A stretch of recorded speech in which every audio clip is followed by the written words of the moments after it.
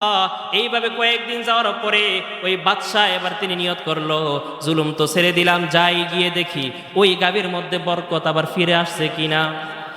এবার ওই বন্ধু সে যে আবার সে গেছে মেহমান হইতে কাঠুরিয়ার বাড়িতে, কাঠুরিয়া তাকে আবার দুধ দহন করে সামনে নিয়ে আসলো। ওই দিন দেখে যেই 7 দিন আগে যেই গাভীর দুধ ছিল 1 কেজি পরিমাণ, ওই গাভীর ওই দুধ হয়ে গেছে আবার 30 গাভীর সমান। বাদশা বলতেছে, বন্ধু এটা কি ওই গাভী না যেটা গত সপ্তাহে দেখছি 1 কেজি দিছে? কয় হা হা, তাহলে আবার এত পরিমাণ বরকত কিভাবে আসলো? তখন ওই কাঠুরিয়া বলতেছে, বন্ধুরে মনে হয় আমাদের রাজ্যের রাজা তিনি জুলুম ছেড়ে ইনসাফ করা শুরু করেছে। ওই বাদশাহ নিজের পরিচয় গোপন রাখতে পারলো না। বাদশাহ এবার তার নিজের পরিচয় দিয়ে দিল, বলতেছে, ও বন্ধু, রহমত বন্ধ হওয়ার জন্য জুলুম করা লাগে না, বরং জুলুমের নিয়ত করলেই আল্লাহ পাক রহমত বন্ধ করে দেয়। আবার রহমত শুরু হওয়ার জন্য ইনসাফ করা শুরু করতে হয় না, ইনসাফের নিয়ত করলে রহমত বরকতের দরজাগুলো খুলে দেন কে? ও বন্ধু, আমাকে মাফ করে দিও, তোমার এত সুন্দর বরকতি একটা গাভী দেখে আমার দিলের মধ্যে লোভ তৈরি হয়েছে। আমি নিয়ত করেছিলাম এটা নিয়ে যাব, কিন্তু আমি পরক্ষণে আমার ভিতরে বিবেকের দরজা খুলে যায়, আমি আমার জুলুম করা থেকে বিরত রয়ে গেলাম। এই কারণে তওবা করেছি, মাত্রই আল্লাহ পাক তোমার গাভীতে আবার পুনরায় সেই বরকত ঢেলে দিয়েছে। এই জন্য কোনো দেশের মধ্যে বরকত থাকতে হলে আগে দেশের মাথা যারা তাদেরকে ঠিক হতে হবে। কোন সমাজের মধ্যে বরকত চাইতে হলে সমাজের যারা নেতা তাদের ঠিক হতে হবে। কোন ঘরের মধ্যে বরকত থাকতে হলে ঘরের কর্তাকে ঠিক হতে হবে। আজকে আমাদের এই সমস্ত যারা পরিচালনা করে, এই যে মাথাগুলো, তাদের মধ্যে কোনো গিলু নাই, এদের মধ্যে আল্লাহর ভয় নাই, এদের মধ্যে ইনসাফ নাই। জুলুমের কারণে শুধু তারাই যে কষ্টে থাকে এমন নয়, নিরপরাধ জনগণগুলো তাদের জুলুমের শিকার হয়।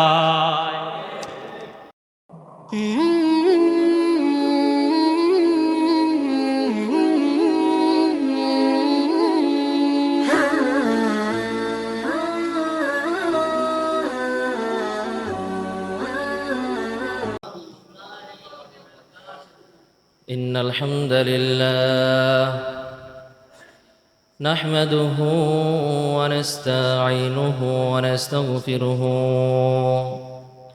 ونؤمن به ونتوكل عليه ونعوذ بالله من شرور أنفسنا ومن سيئات أعمالنا من يهده الله فلا مضل له ومن يضلله فلا هادي له ونشهد أن لا إله إلا الله وحده لا شريك له ونشهد أن سيدنا وسندنا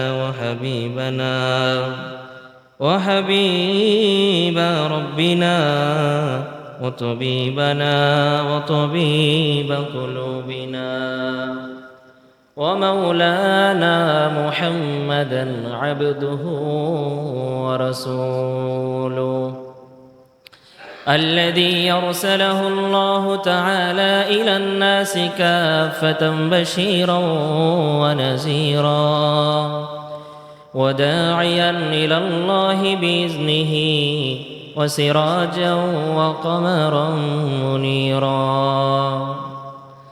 أما بعد فأعوذ بالله من الشيطان الرجيم.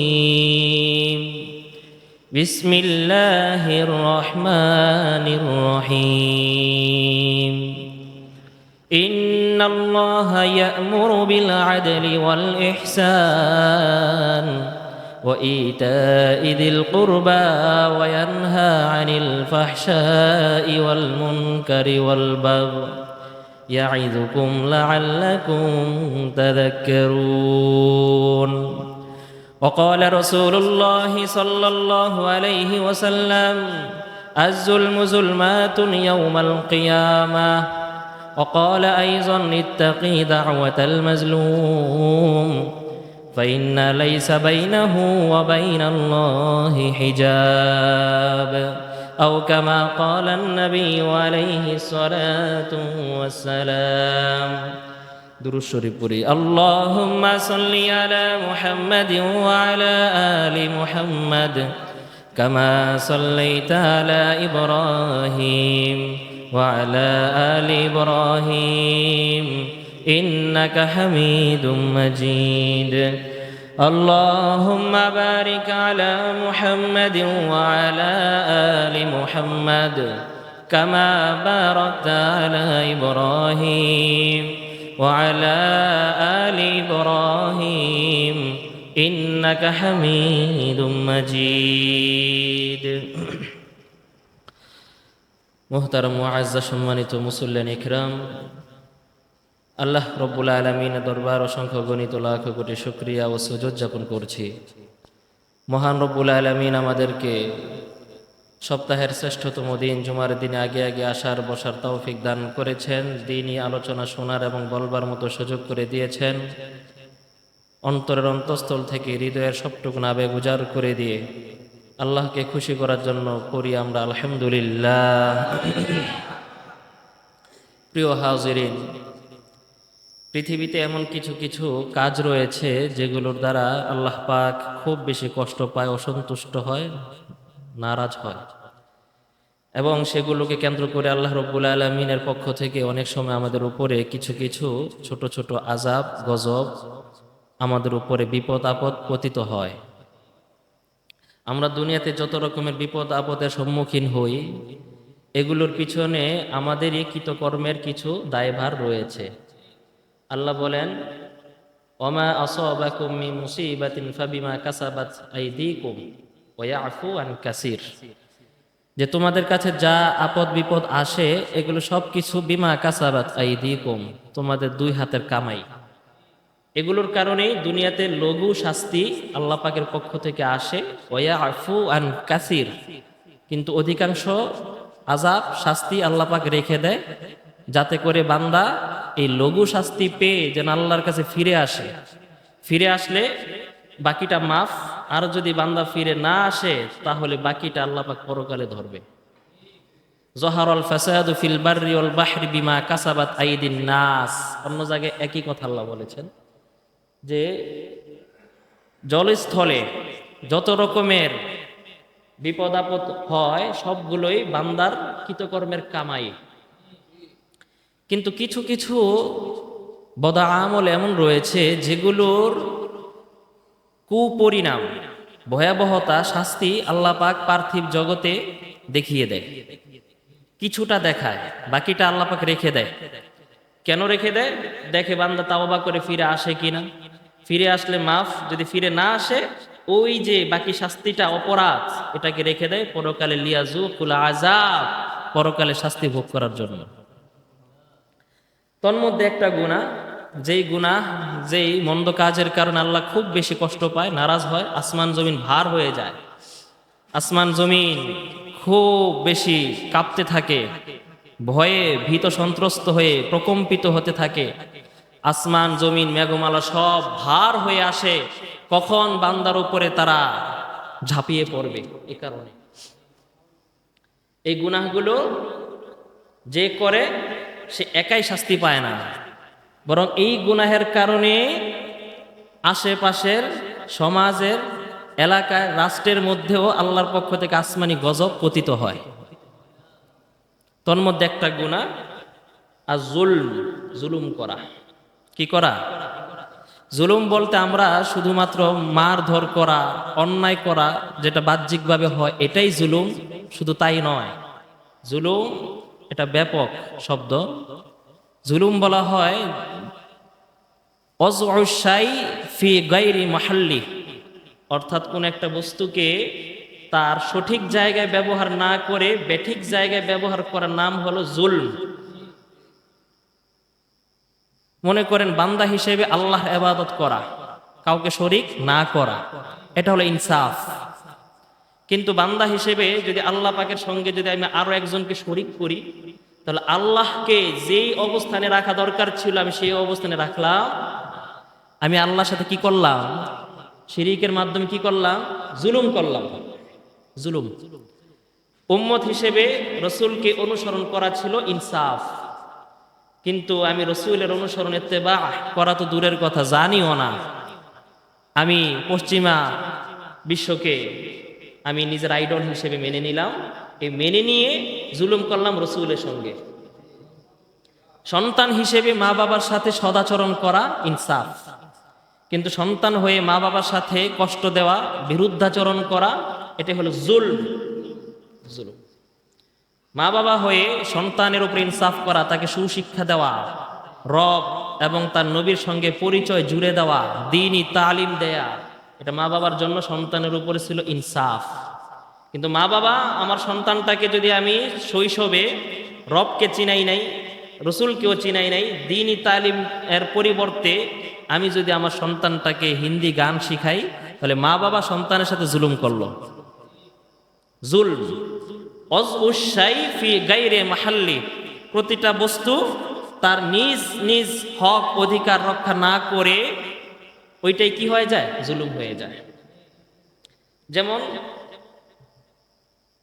একজন যিনি ওনার কোন একটা প্রতিষ্ঠানের জিএম বা সিইও, তো ওনার প্রোপাইটর, যিনি প্রতিষ্ঠানের মালিক, তার উপর ইনসাফ হলো তার অধীনস্থ লোকদের সঙ্গে ইনসাফের মুআমালা করা।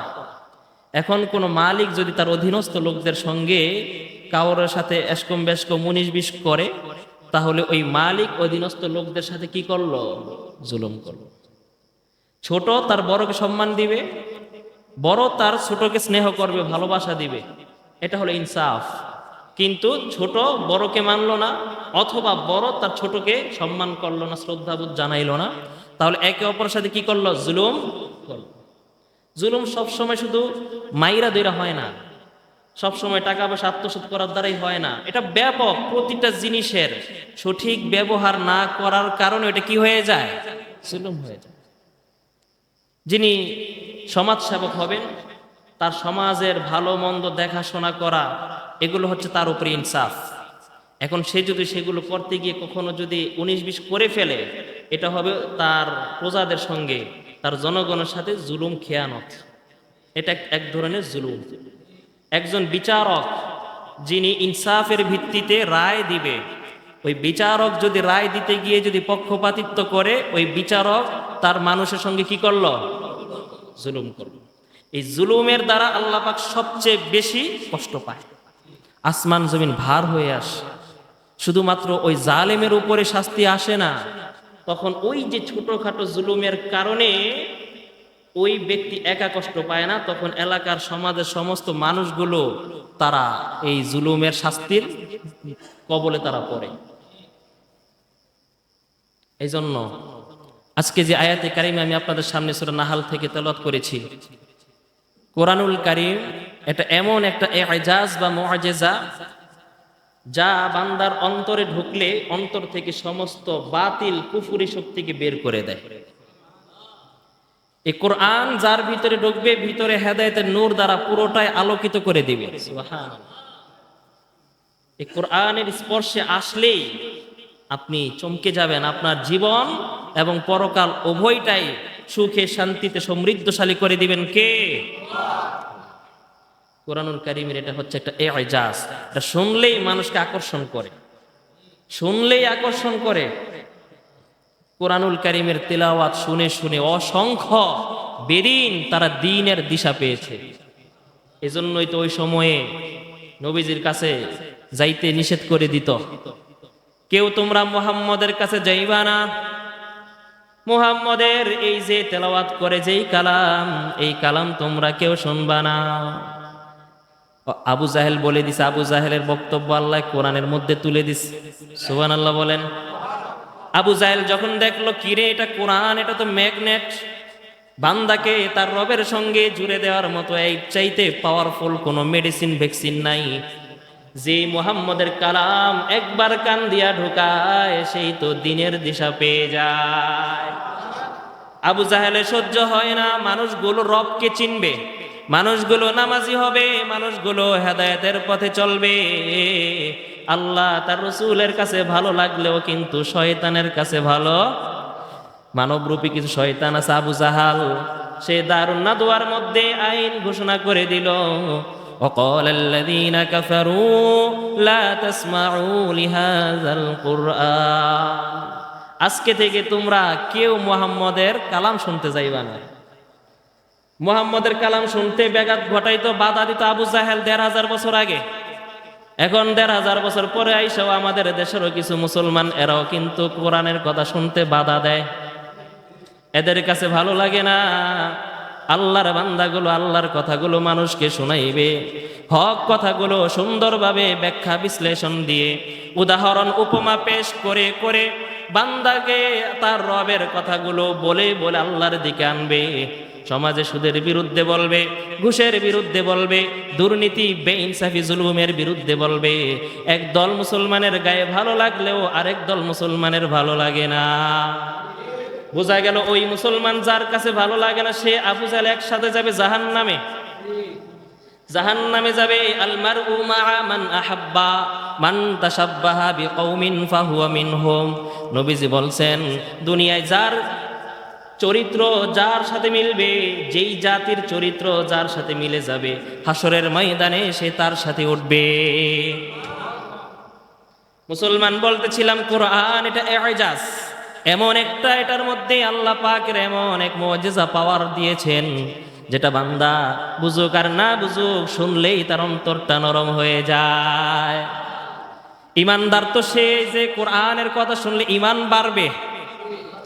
ইমানদারের গুণ হলো কোরআন শুনলে কি বাড়ে, এটা আমার কথা না, আল্লাহ পাক বলে দিতেন সূরা আনফাল আয়াত নাম্বার 2, ওয়া ইযা তুলিয়াত আলাইহিম আয়াতুহু যাদাতুহুম ঈমানা। ইমানদার তো তারা কোরআনের কথা শুনলে ইমান বাড়বে যাদের, তারাই হচ্ছে ইমানদার। ইমানের কথা শুনলে ইমান বাড়বে, কোরআন শুনলে ইমান বাড়বে, তাহলে বুঝবেন আপনার ইমান ঠিক আছে। এই কোরআন যে আয়াতটা আমি আপনাদের সামনে তিলাওয়াত করলাম, কোরআনুল কারীমের যত যত সূরা যত যত আয়াত তেলাওয়াত শোনার পরে কাফেররা মুসলমান হয়েছে, সবচাইতে বেশি পরিমাণে কাফের মুশরিক বেঈমানগুলো এই আয়াতটা শোনার পরে সবচাইতে বেশি তারা ইমানদার হয়েছে।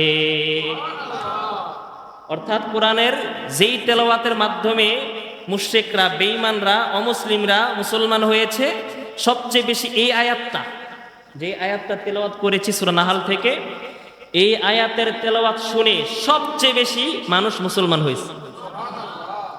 শুধু তেলাওয়াত শুনেই মুসলমান হয়েছে, তেলাওয়াত শুনছেই আর কি হয়ে গেছে, মুসলমান হয়ে গেছে। এই জন্য এই আয়াতটা কিন্তু প্রায় প্রতি মসজিদে জুমার দিনে খুতবার শেষে কিন্তু এই আয়াতটা পড়ে না?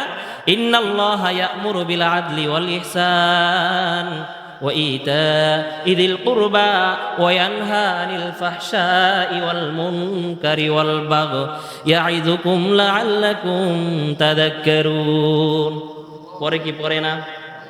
এই জন্যই পড়ে যেহেতু এই আয়াত শুনে বেশি বেশি মুসলমান হয়েছে। এই আয়াত শুনে শুনে অনেক কাফেররা মুসলমান হয়েছে। এই কারণে ওই আয়াতের বরকত রক্ষায় প্রায় প্রতি মসজিদে জুমার খুতবার মধ্যে খতিব সাহেবরা এই আয়াতটা পাঠ করে। বেঈমানরা যদি মুসলমান হতে পারে তাহলে ইমানদাররা এই আয়াত শুনলে তাদের ইমান আরো কি হবে, তাজা হবে, বাড়বে। এই নিয়তেই খতিব সাহেবরা শেষে দেখবেন এই আয়াতটা পাঠ করে। কিন্তু আমরা খুতবার এই আয়াতগুলো হাদিসগুলো লক্ষ্য করি না, শুধু শুনে যাই, বুঝি না। তো যেটা বলতেছিলাম এই আয়াতটা শুনে শুনে সবচেয়ে বেশি সংখ্যক মানুষ মুসলমান হয়েছে। এই আয়াতের পিছনে আরো একটা প্রেক্ষাপট রয়েছে। এই আয়াতের মধ্যে আল্লাহ রাব্বুল আলামিন 6টা বিষয়ের কথা আমাদেরকে বলেছে। তন্মধ্যে 3টা আদেশ করেছে, 3টা নিষেধ করেছে। গভীর মনোযোগ মুসলমান, এই আয়াতে মোট কয়টা কথা আছে? 6টা কথা। তন্মধ্যে 3টা আদেশ রয়েছে, 3টা নিষেধ রয়েছে। এই আয়াতটা শুনে যত মুশরিকরা মুসলমান হয়েছে, তন্মধ্যে আরো একজন ছিলেন হযরত উসমান ইবনে মাযউন রাদিয়াল্লাহু তাআলা আনহু। তিনি এই আয়াতটা শোনার সাথে সাথেই মুসলমান হয়েছে।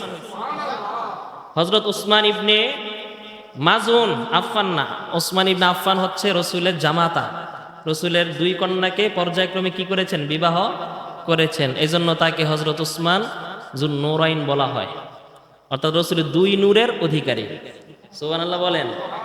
নবীজির দুই কন্যা বিয়ে দিছে পর্যায়ক্রমে, একটা মারা যাওয়ার পর আরেকটা। এরপরে নবীজি বলেছেন যদি আমার আরো কন্যা থাকতো তাদেরকেও আমি উসমানের কাছে বিবাহ দিতাম। জামাই হিসেবে কেমন ছিল? সেই জামার নাম কি? উসমান ইবনে আফফান।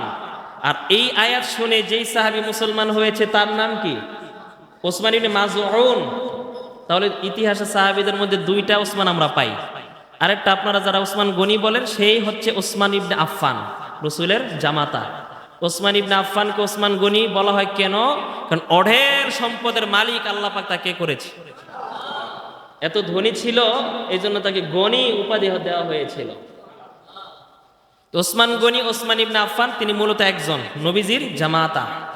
আর এই আয়াত শুনে যিনি মুসলমান হয়েছেন তিনি হলেন উসমান ইবনে মাজউন, নবীজির আরো একজন সাহাবী। কেমন সাহাবী তার একটু পরিচয় শুনেন। তিনি প্রথম দিকের সাহাবী ছিলেন। ইসলামের শুরু দিক দিয়েই তিনি কালিমার ছায়াতলে চলে এসেছেন। নবীজির আদেশে আবিসিনিয়ায় হাবশার দিকে যখন হিজরত করেছিলেন, ওই আবিসিনিয়ার হিজরতি সাহাবীদের মধ্যে তিনি একজন উসমান ইবনে মাজউন ছিলেন। এরপরে যখন হিজরত করে দ্বিতীয়বার যখন মদিনায় যায়, মদিনায় মুসলমানরা যখন হিজরত করে যায়, মুহাজিররা মদিনায় যখন যায়, মদিনায় যাওয়ার পরে মুসলমানদের মধ্যে সর্বপ্রথম যিনি মারা যায় তিনি হলেন উসমান ইবনে মাজউন। আউয়ালু মান মাতা বাদাল হিজরা ওয়া দুফিনা ফিল বাকি। যে মুসলমানদের মধ্যে মুহাজির সাহাবীরা যারা মক্কা ছেড়ে মদিনায় গেছে, মক্কা ছেড়ে মদিনায় যাওয়ার পর মুসলমানদের মধ্যে সর্বপ্রথম যিনি মারা গেছে তার নাম কি? উসমান ইবনে মাজউন। বলেন নাম কি? আর সাহাবীর নাম বলেন মিয়া। এক একজন তো মিয়া বক্তব্য দেওয়ার আগে কতজনের নাম নেন, শুরুতে শেষে সাহাবীর নাম নেন।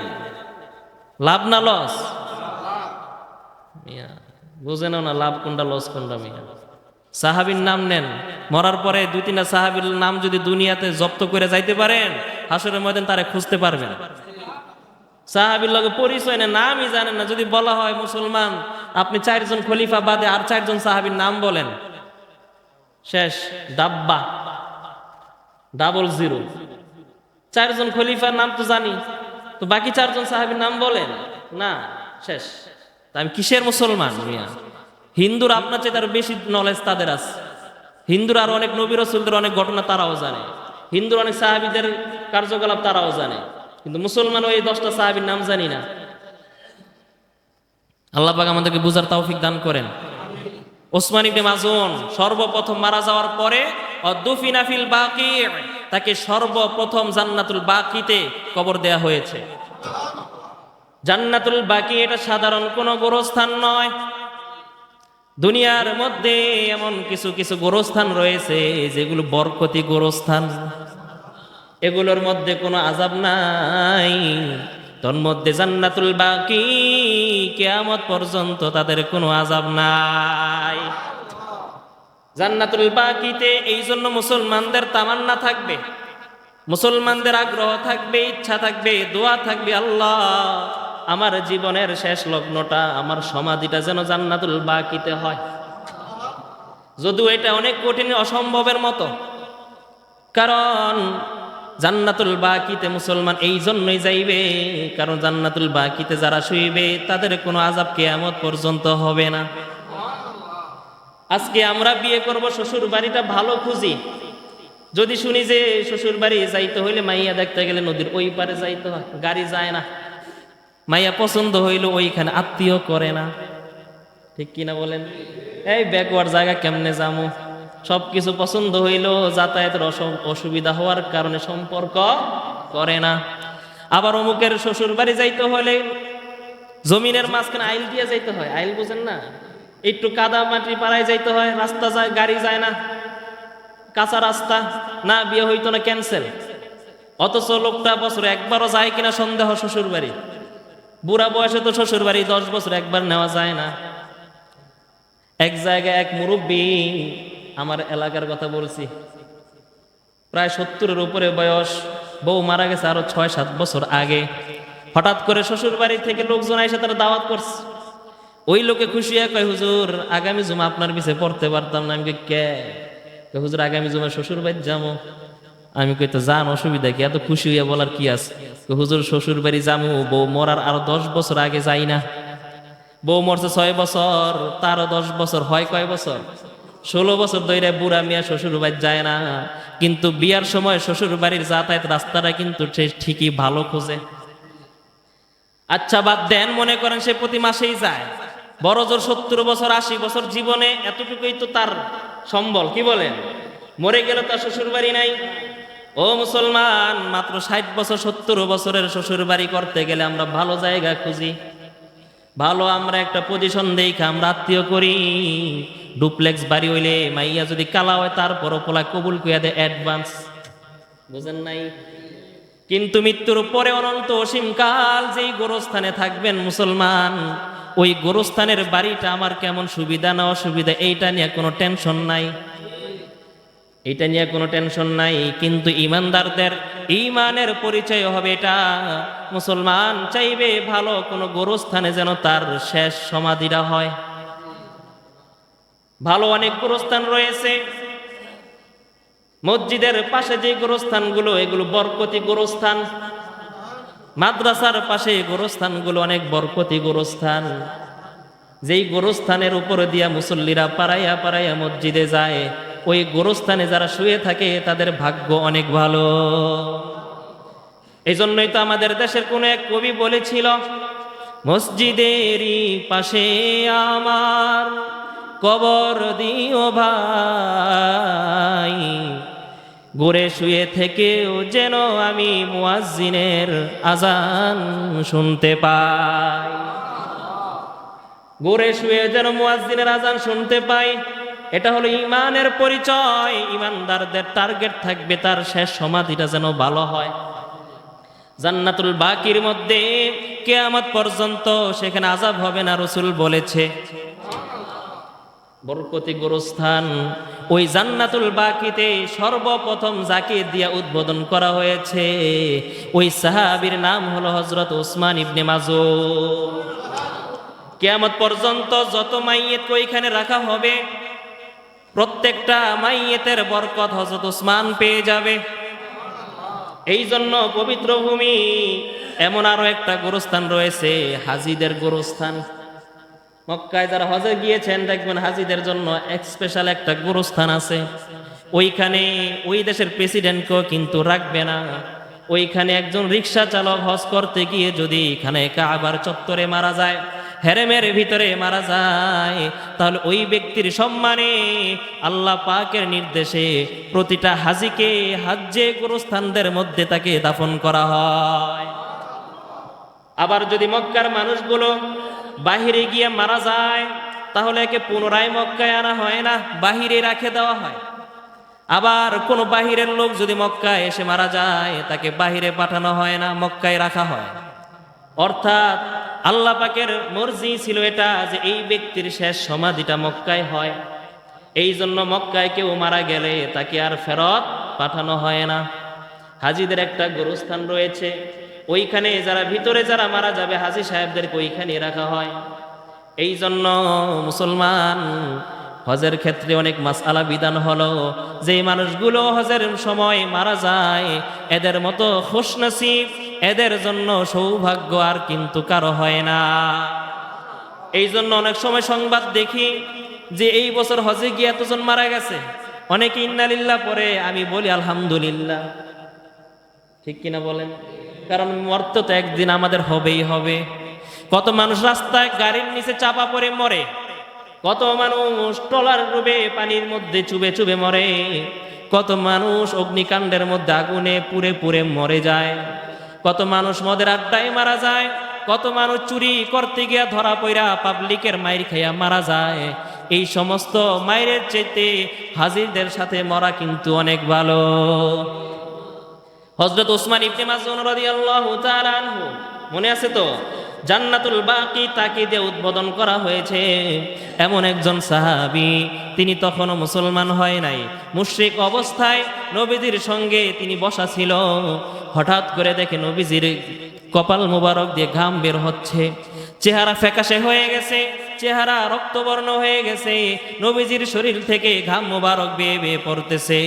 নবীজির হালত এখন অ্যাবনর্মাল হয়ে গেছে, স্বাভাবিক অবস্থাতে নবী নাই। হযরত ওসমান বুঝে গেল হয়তো রাসূলের উপরে ওহী নাজিল হয়।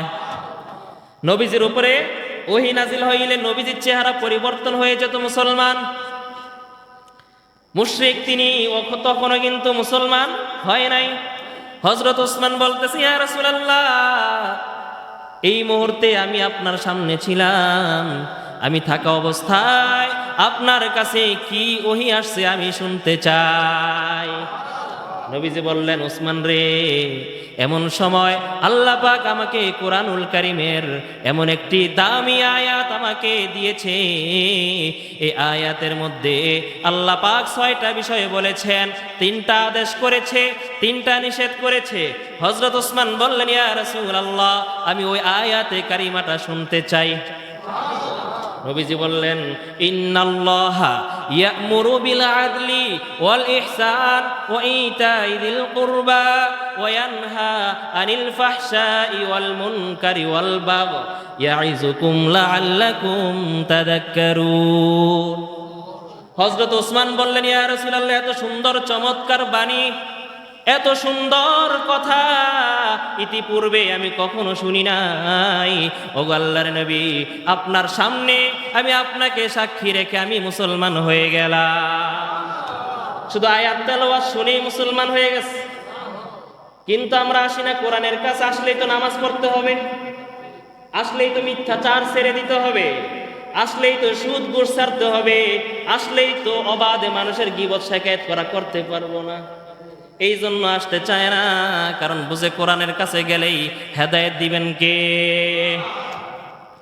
তো এই আয়াতের মধ্যে 6টা বিষয় আছে, 3টা আদেশ, 3টা নিষেধ, সবগুলো পয়েন্টে পয়েন্টে বলতে গেলে 6 ঘন্টা লাগবে। সুতরাং বলার তো সুযোগ নাই, প্রথম পয়েন্টটা নিয়ে 10-20 মিনিটে কিছু বলবো। রাজি আছেন তো? আল্লাহ বলে, ইন্নাল্লাহ ইয়া'মুরু, নিশ্চয় আল্লাহ তোমাদেরকে আদেশ করেছেন, বিল আদলি, ইনসাফ। জমিনের মধ্যে আসমানি গজব বালা এগুলো আসে, যে জালেম শুধু তার জন্য তার উপরে পরে, বিষয়টা এমন নয়। ওই লোকালয় ও জনগোষ্ঠী সবাইকে ধ্বংস করে দেয়। কওমে লুতকে পুরোটাইকে ধ্বংস করে দিস। ডেড সি, বাহরে মাইয়াত, ইতিহাসের পাতায় এখনো আপনি যান, জর্ডানে গেলে দেখবেন মৃত সাগর এখনো আছে। আল্লাহর গজবের এক নিদর্শন হয়ে কিয়ামত পর্যন্ত সেটা বাকি থাকবে। অন্যায় করে একজন, ওই অন্যায়ের কুপরিণাম শাস্তি কিন্তু একজনের মধ্যে সীমাবদ্ধ থাকে না, ওইটা সমাজের ভালো মন্দ সবার উপরে আসে। এই জন্যই তো আল্লাহ পাক কুরআনুল কারীমে সূরা নিসার মধ্যে বলেছেন, কুনতুম খায়রা উম্মাতিন উখরিজাত লিন-নাস তা'মুরুনা বিল মা'রুফ ওয়া তানহাউনা আনিল মুনকার। তোমরাই তো শ্রেষ্ঠ জাতি, তোমরা হলে খায়রে আকওয়াম, তোমরা হইলা নবীদের পরে সবচাইতে শ্রেষ্ঠ উম্মত। কেন করা হয়েছে জানুনি? উখরিজাত লিন-নাস, যাদেরকে মানুষের কল্যাণে বের করা হয়েছে। ইয়া'মুরুনা বিল মা'রুফ, তারা সব সময় মানুষকে সৎ কাজের পথ দেখাইবে। ওয়া তানহাউনা আনিল মুনকার, এবং তারা নেককারজনক অপছন্দ গর্হিত অন্যায় কোনো কাজ দেখলে তারা কি দিবে? বাধা দিবে, বাধা। এই কারণে হয়েছেন আপনারা শ্রেষ্ঠ উম্মত। কিন্তু কোন মানুষের মধ্যে যদি এই অভ্যাস না থাকে তাহলে সে শ্রেষ্ঠ উম্মত না। সে বরং যদি কেউ ভালো কাজের মধ্যে বাধা দেয়, সে উম্মতের মধ্যে শ্রেষ্ঠ হওয়া তো দূরের কথা, রাসূলের হাদিস দ্বারা বোঝা যায় সে একটা কুকুরের চাইতো জঘন্য। রাগ করলেননি? তাহলে 1 নাম্বার যে আদেশটা আল্লাহ পাক এই আয়াতে বলেছেন, কি করতে বলেছেন? ইনসাফ। ইনসাফ এটা অনেক বড় একটা গুণ। ইনসাফ যখন কোনো মানুষ করে, তখন আল্লাহ পাকের আসমান থেকে রহমত বরকতের দরজাগুলো খুলে দেয়। আমার নবী দুনিয়াতে আসছে মানুষকে ইনসাফ শিখাইতে। আমার নবী ছোটবেলা থেকেই, মায়ের কোল থেকেই তিনি ইনসাফের তালিম উম্মতকে দিয়েছে। আর আসতে বলেন সুবহানাল্লাহ। শৈশবে থাকতে তো আপনার হুশ হয়েছিল না মিয়া, কোন দা পায়খানা করেন কোন দা পেশাব করেন, কেউ তো পায়খানা করে এটা নিজে খায় কি। আর সেই অবস্থাতে আমার নবী পুরো উম্মতকে ইনসাফের তালিম দিয়েছে। হযরত হালিমাতুস সাদিয়া রাদিয়াল্লাহু তাআলা আনহা বলেন, ও বাবা মুহাম্মদ, অনেক দিন যাব তোমার কাছে আমি একটা বিষয় জানবো জানা হয় না। ও বাবা মুহাম্মদ, আজকে তোমাকে পেয়েছি, আমি একটা বিষয় তোমার থেকে জানতে চাই। বাবা মুহাম্মদ, ছোটবেলায় তোমাকে যখন আমি দুধ পান করার জন্য আমার এলাকায় তায়েফের মধ্যে নিয়ে গেলাম, আমার স্তন যেগুলো শূন্য ছিল, দুধ ছিল না। আমার সন্তান আব্দুল্লাহ তিনি ঠিকমতো দুধ খাইতে পারতেন না। অনেক সময় ক্ষুধার কারণে আমার সন্তান ছটফট করে কান্না করত। আমার যে উষ্টিটা ছিল, উষ্টির স্তনের মধ্যে তেমন দুধ ছিল না। আমার যে ফসলগুলো ছিল, শুধু আমারও নয়, তায়েফের জমিনে প্রত্যেকের ফসলগুলো ফল শূন্য ছিল। ও বাবা মুহাম্মদ, তোমাকে যখন আমি কুরাইশ থেকে তায়েফে নিয়ে আসলাম, সাথে সাথে আমি হালিমার স্তনগুলো দুধে ভরে গেল, আমার উষ্টিগুলো দুধে ভরে গেল। তোমাকে আনার দিন প্রথম রাতে আমার স্বামী উষ্টির কাছে গিয়ে স্তনে গিয়ে দুধ দোহনের জন্য গেল। অন্যদিন যেই অল্প পরিমাণে দুধ হয়, একজন ঠিক মতো পান করার মতো হয় না, কিন্তু তোমাকে আনার প্রথম রাত্রেই যখন দুধ আনতে গেলাম, 4 জন থেকে 10 জন মানুষের খাওয়ার মতো পরিমাণ দুধ হয়ে গেল। আমি হালিমার স্তনে ভরপুর দুধ নেমে আসলো রে মুহাম্মদ। কিন্তু বড় আশ্চর্যের বিষয় হলো, তোমাকে আমি যখন ওই দুধ পান করাইতে চাইতাম, তুমি আমার ডান স্তনের মধ্যে মুখ দিতা। বহু চেষ্টা করেও তোমাকে আমি আমার বাম স্তনে মুখ লাগাইতে পারি নাই। ও মুহাম্মদ, এর কারণটা কি? আমার নবী বললেন, মা, আমার দুনিয়ার মধ্যে কোনো ভাই নাই, জন্মের আগে বাবা নাই, জন্মের পরে মা নাই, তার কিছুদিন পরে আমার দাদা নাই। আল্লাহ পাক তোমার কোলে আমাকে, তোমার মাতৃস্নেহে আল্লাহ পাক আমাকে দিয়েছে। ওই সময়ে আমার আরো একজন দুধ ভাই ছিল, তোমার সন্তান আব্দুল্লাহ। আমি একাই যদি 2 স্তনে দুধ খেয়ে ফেলি, তাহলে তোমার ছেলে সে দুধ পান করতে পারবে না। আল্লাহু আকবার বলেন, আল্লাহু আকবার। তোমার ছেলে দুধ পান করতে পারবে না। আমি একাই যদি 2 স্তনের দুধ পান করে ফেলতাম, তাহলে আমার আরো এক ভাই দুধ ভাই সে কিন্তু খাইতে পারতো না। এই জন্য আমি ইনসাফ করে এক স্তনে দুধ খেয়ে আরেক স্তনকে রেখে দিতাম আমার দুধ ভাইয়ের জন্য। আর আসতে বলেন না সুবহানাল্লাহ। আমার নবী ইনসাফ শিখেছে, ভাইয়ে ভাইয়ের সাথে ইনসাফ। আজকে আমরা ইনসাফ তো দূরের কথা, মুমূর্ষ মা মৃত্যুর আগে ঘুমের ওষুধ খাওয়াইয়া বড় ভাই মায়ের বৃদ্ধাঙ্গুলের টিপসই নিয়ে ছোট ভাইয়ের সম্পদ মাইরা দেয়। বড় ভাই ছোট ভাইয়ের ডা মারে, ছোট ভাই বড় ভাইয়ের ডা মারে, এমন ভাই আছে না নাই? অথচ মুসলমান, আমার নবীর আদর্শ এটা নয়। আমার নবী ছোটবেলায় ইনসাফের তালিম দুনিয়াবাসীকে দিয়েছে। আমার নবী ইনসাফ কতটা করেছে, আমার রাসূলের ইনসাফের আরো একটা দৃষ্টান্ত আপনাদেরকে বলি।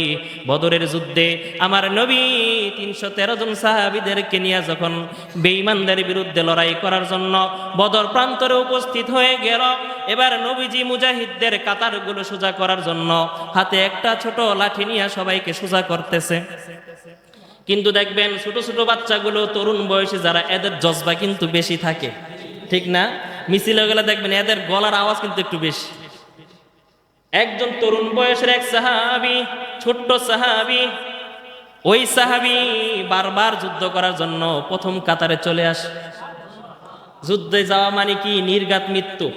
কারণ ওই সময় মুসলমান 300 জন, আর বিপরীত দিকে 1000 জন। মুসলমানের অস্ত্র নাই, শস্ত্র নাই, সামরিক কোনো বাহিনী নাই, অপরদিকে সব অস্ত্র শস্ত্র সুসজ্জিত।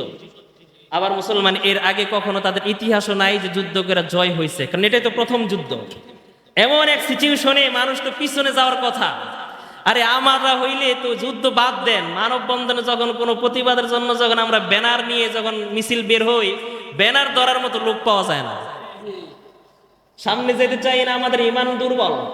কিন্তু ছোট্ট তরুণ সাহাবী, তার ইমানের জজবা কত দেখেন, সে সবাই রে ঠেল্লা বারবার সামনে আইসা পড়ে। সুবহানাল্লাহ বলেন। নবীজি তাকে লাঠি দিয়া খোঁচা দিছে, এই মিয়া যাও পিছনে যাও, বারবার আসোকে। বিরক্ত হইয়া দিছে যে যাও বাবা একটু পিছনে যাও, এখানে বড়রা থাকবে। সাহাবী বড় চালাক সাহাবী, ছোট্ট মানুষ হলেও কি হবে, জ্ঞান ইমানের তামান্না কিন্তু অনেক বেশি ছিল। মনে রাখবেন, যেই মানুষের জ্ঞান হয় তার 9 বছরই হয়, যার হয় না তার 90 বছরও হয় না। অনেক সময় 90 বছরের বুড়ারা এমন এমন কাজ করে যেটা 9 বছরের বাচ্চারাও করে না। ওই ছোট্ট সাহাবী সুযোগ পাইয়া গেছে, বলতেছি ইয়া রাসূলুল্লাহ, ব্যথা পাইয়া গেছি আমি। সুবহানাল্লাহ বলেন।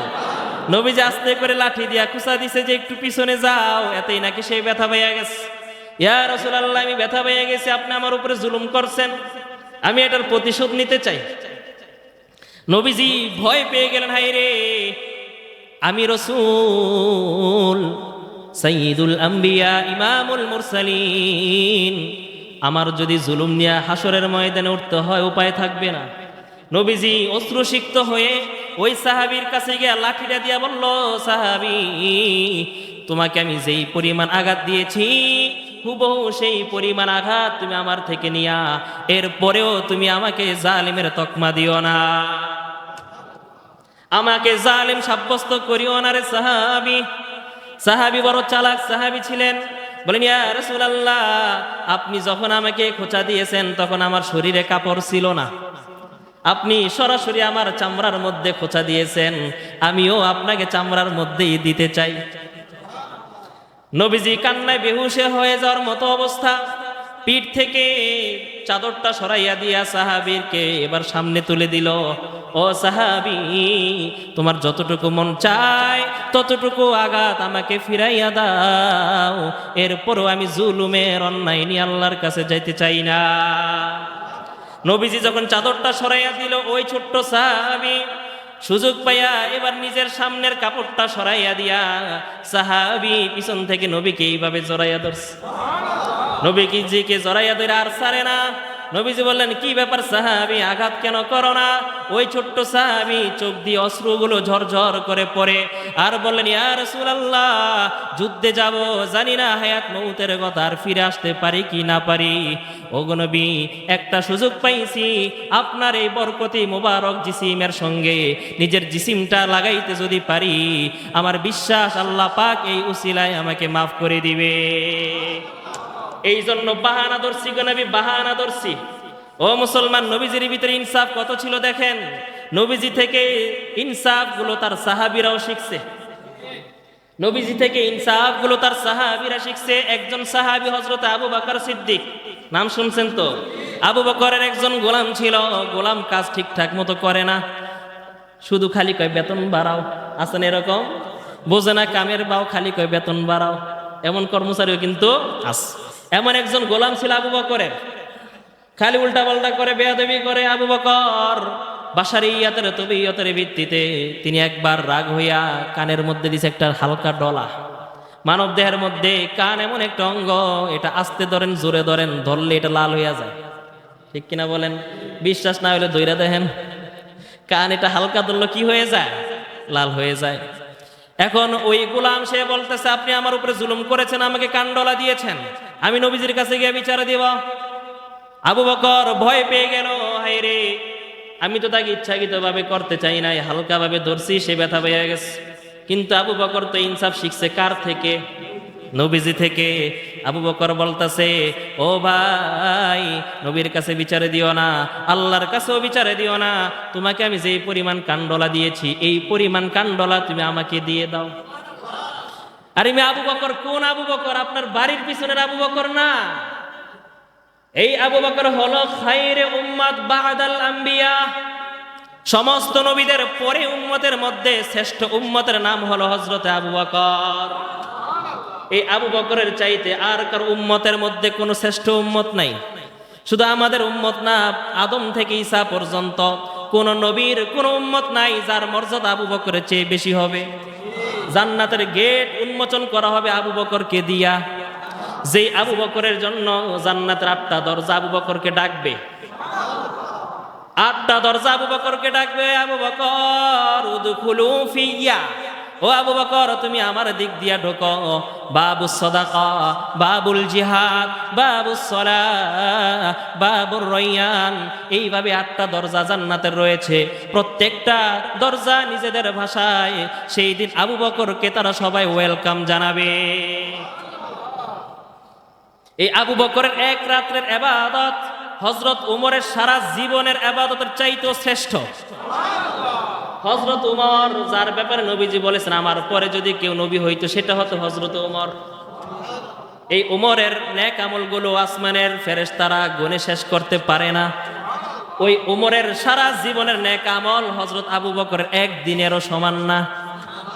ওই আবু বকর এতটুকু ভয়ে কাবু হয়ে গেছে, নিজের গোলামের কাছে কান পেতে দিছে। পাশে ছিল হযরত উমর। হযরত উমর জিহ্বায় কামড় দিয়ে ইশারায় বুঝাইতেছে, এই গোলাম সাবধান, বেয়াদবি কইরো না, সুযোগ পাইছো তো কি হইছে, তুমি আবু বকরকে বলো, আবু বকর ভাই তোমার আমি মাফ করে দিলাম। ওই গোলাম বলছে, আবু বকর আমি তোমারে মাফ করে দিয়েছি। এরপর আবু বকর কতটা জড়সড় হয়ে গেছে মুসলমান। এটাই ছিল আমার রাসূলের শিক্ষা, ইনসাফ। ইনসাফ করতে হয় না। কেউ যদি বলে আমি ইনসাফ করব, যদি নিয়ত করে, এতেই কিন্তু আল্লাহ পাক তার উপরে রহমত বরকত ঢেলে দেয়। অনেক বাবারা রয়েছে একাধিক সন্তানদের মধ্যে তারা সমঝোতা করে না, ইনসাফ করে না। মনের মধ্যে নিয়ত থাকে ওই মাইয়ার এই সম্পদটা আমার ছেলের নামে দিয়া দিব, কিংবা এই ছেলে সম্পদটা ওই ছেলেরে দিয়া দিব, এখনো দেয় নাই। এই যে ইনসাফ না করার নিয়ত করার কারণে জুলুম করা তো দূরের কথা, জুলুমের নিয়ত করার কারণে আল্লাহ পাকের রহমত বরকত বন্ধ হয়ে যায়। এটা আমার কথা না, ইমাম বাইহাকি রহমতুল্লাহি আলাইহি তার কিতাব শুআবুল ঈমান, শুআবুল ঈমানের মধ্যে তিনি হযরত আব্দুল্লাহ ইবনে আব্বাস থেকে একটি riwayat নিয়ে আসছে। আব্দুল্লাহ ইবনে আব্বাস, তার পরিচয় দিতে গেলে সময় পাবো না মুসলমান, শুধুমাত্র এতটুকুই বুঝেন যে আব্দুল্লাহ মাত্র 9 বছর বয়স। কত বছর?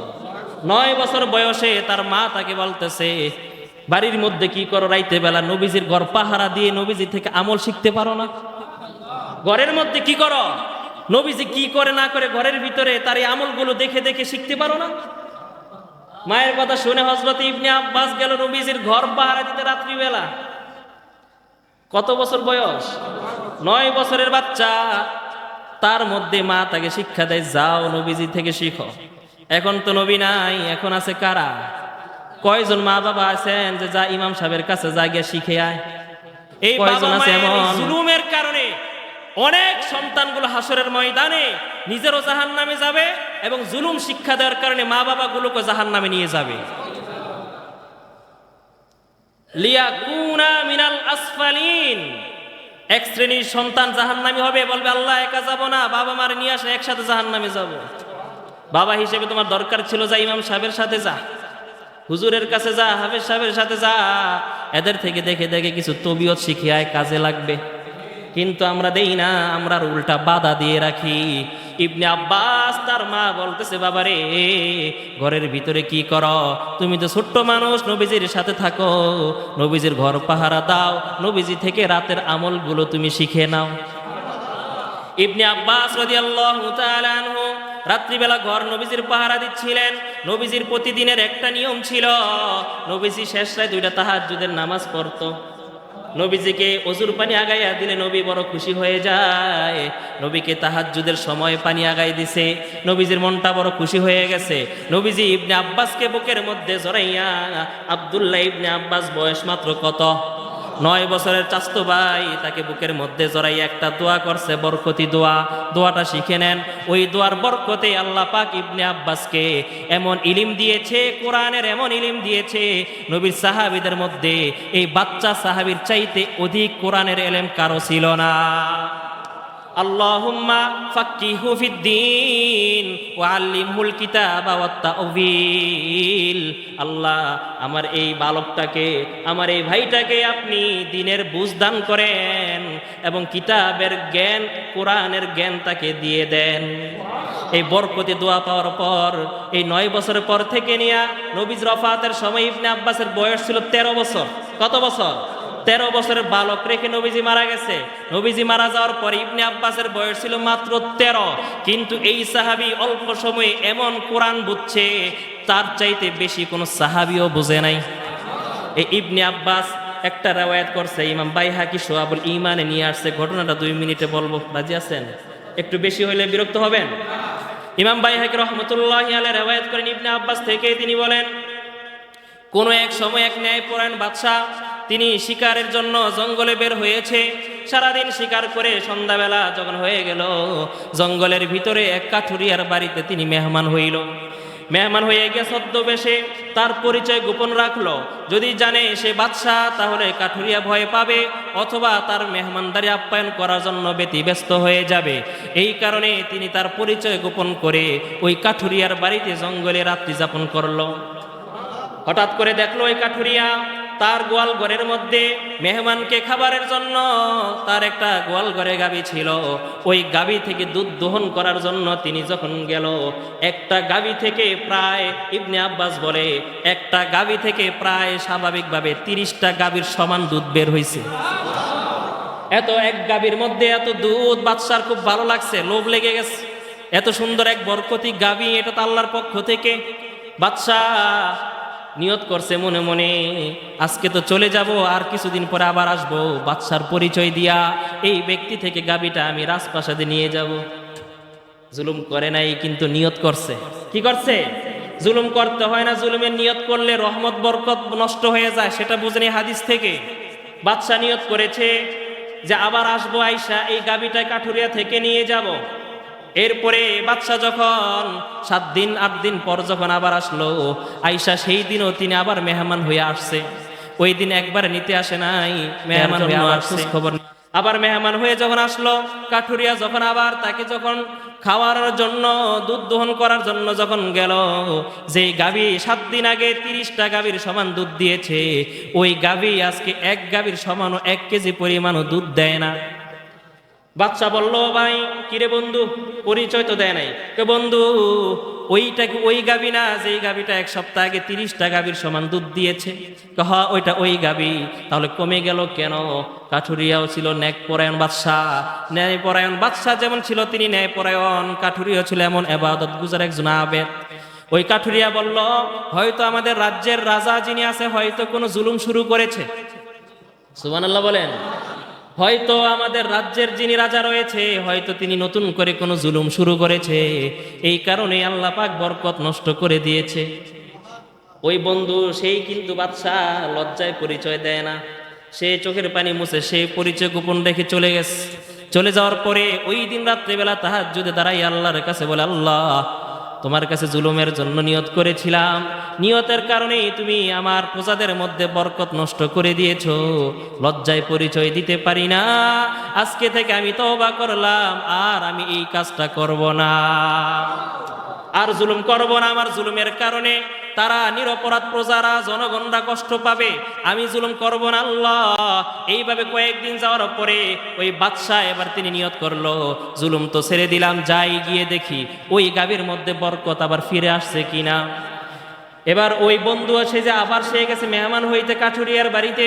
কাঠুরিয়া তাকে আবার দুধ দহন করে সামনে নিয়ে আসলো। ওই দিন দেখে যেই 7 দিন আগে যেই গাভীর দুধ ছিল 1 কেজি পরিমাণ, ওই গাভীর ওই দুধ হয়ে গেছে আবার 30 গাভীর সমান। বাদশা বলতেছে, বন্ধু এটা কি ওই গাভী না যেটা গত সপ্তাহে দেখছি 1 কেজি দিছে? হ্যাঁ হ্যাঁ, তাহলে আবার এত পরিমাণ বরকত কিভাবে আসলো? তখন ওই কাঠুরিয়া বলতেছে, বন্ধুরে, মনে হয় আমাদের রাজ্যের রাজা তিনি জুলুম ছেড়ে ইনসাফ করা শুরু করেছে। ওই বাদশাহ নিজের পরিচয় গোপন রাখতে পারলো না। বাদশাহ এবার তার নিজের পরিচয় দিয়ে দিল, বলতেছে, ও বন্ধু, রহমত বন্ধ হওয়ার জন্য জুলুম করা লাগে না, বরং জুলুমের নিয়ত করলেই আল্লাহ পাক রহমত বন্ধ করে দেয়। আবার রহমত শুরু হওয়ার জন্য ইনসাফ করা শুরু করতে হয় না, ইনসাফের নিয়ত করলে রহমত বরকতের দরজাগুলো খুলে দেন কে? ও বন্ধু, আমাকে মাফ করে দিও, তোমার এত সুন্দর বরকতি একটা গাভী দেখে আমার দিলের মধ্যে লোভ তৈরি হয়েছে। আমি নিয়ত করেছিলাম এটা নিয়ে যাব, কিন্তু আমি পরক্ষণে আমার ভিতরে বিবেকের দরজা খুলে যায়, আমি আমার জুলুম করা থেকে বিরত রয়ে গেলাম। এই কারণে তওবা করেছি, মাত্রই আল্লাহ পাক তোমার গাভীতে আবার পুনরায় সেই বরকত ঢেলে দিয়েছে। এই জন্য কোনো দেশের মধ্যে বরকত থাকতে হলে আগে দেশের মাথা যারা তাদেরকে ঠিক হতে হবে। কোন সমাজের মধ্যে বরকত চাইতে হলে সমাজের যারা নেতা তাদের ঠিক হতে হবে, কোন ঘরের মধ্যে বরকত থাকতে হলে ঘরের কর্তাকে ঠিক হতে হবে। আজকে আমাদের এই সমস্ত যারা পরিচালনা করে এই যে মাথাগুলো, তাদের মধ্যে কোনো গিলু নাই, এদের মধ্যে আল্লাহর ভয় নাই, এদের মধ্যে ইনসাফ নাই। জুলুমের কারণে শুধু তারাই যে কষ্টে থাকে এমন নয়, নিরপরাধ জনগণগুলো তাদের জুলুমের শিকার হয়।